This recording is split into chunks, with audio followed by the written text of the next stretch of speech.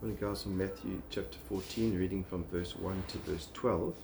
Verse 1, at that time Herod the Tetrarch heard the news about Jesus.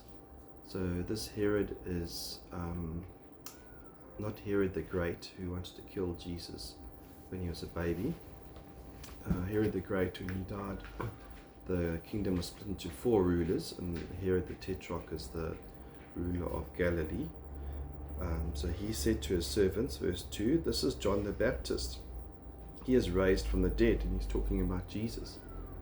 And so he recognizes something in Jesus that is familiar to John the Baptist, his miracles, his life, etc. He's risen from the dead, and that is why miraculous powers are at work in him. For when Herod had John arrested, he bound him and put him in prison because of Herodias, the wife of his brother Philip. And so now we learn a little bit why John the Baptist was in prison, because of Herodias. Herod had married Herodias, who was married to his brother's Philip, which was a wrong thing to do. So he's taken his brother's wife. There's incest, there's adultery, there's many things that are wrong about this, and John had challenged Herod on this. For John had been saying to him, it is not lawful for you to have her. Although Herod wanted to put him to death, he feared the crowd because they regarded John as a prophet. Okay, so one of the reasons Herod had kept him alive and just put him in prison is because of John's reputation as a prophet.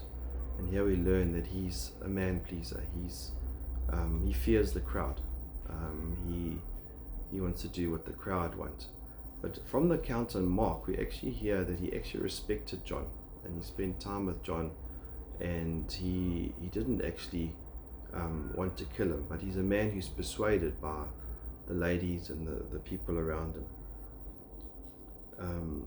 Verse 5, although Herod wanted to put him to death, he feared the crowd. Verse 6, and when Herod's birthday came, the daughter of Herodias, so Herodias is Philip's, the wife of Philip, whom he has now taken as his wife, and he sees his daughter dancing, maybe it's something to drink, but the flesh of being pleased by her looks, he makes a rash decision.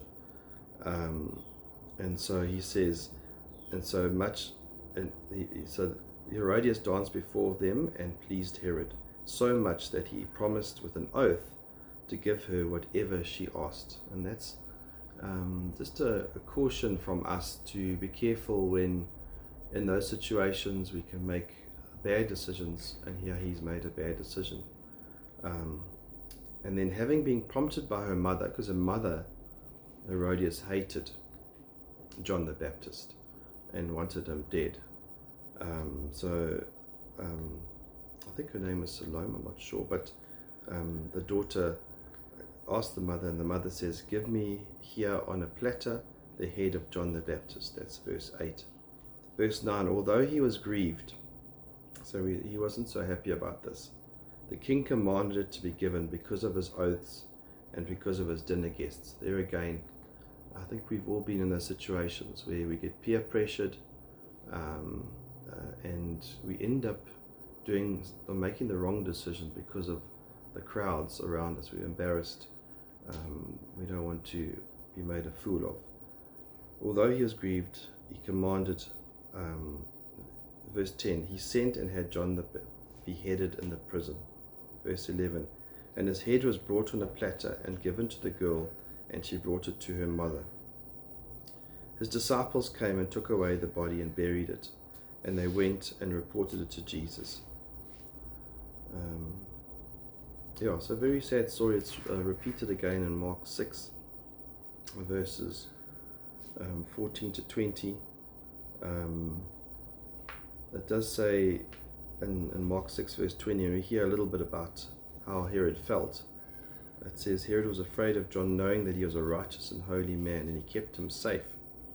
And when he heard of him, he was very perplexed, and he used to enjoy listening to him. So that's just a little bit of a background to how Herod actually did respect John, but because of the oath and because of the pressure from the crowds, he had him beheaded.